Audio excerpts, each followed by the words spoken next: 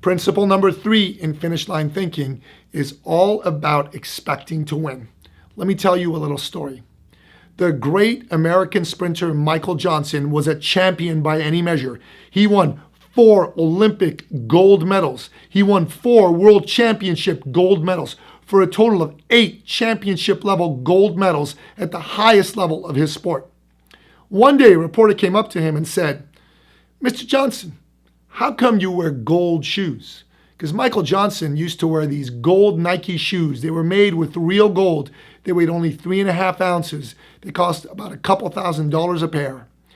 And the reporter asked him that question, and the follow-up to that was, "What if you lose? Won't you be embarrassed?" Well, Michael Johnson fixed that reporter with a death stare and said, "I run to win. I don't think about losing. I think about winning." He gave him a look of disgust and walked away. Doesn't that say it all? Champions expect to win. The person who shared this story with me is my good friend, Canadian Olympic gold medalist Mark McCoy.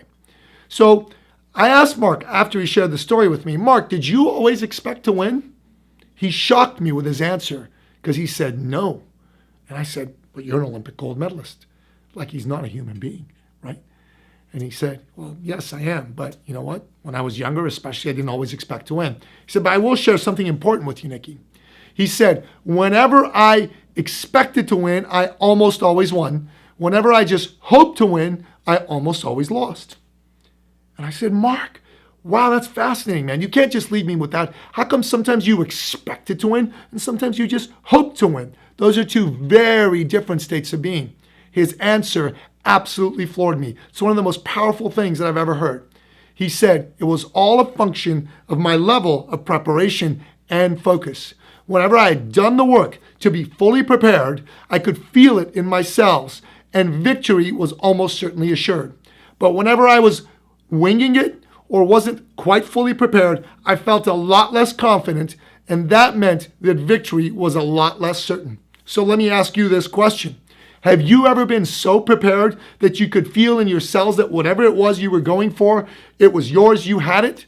Contrast that with another time where you may have been not so well prepared. You felt a lot less confident, didn't you?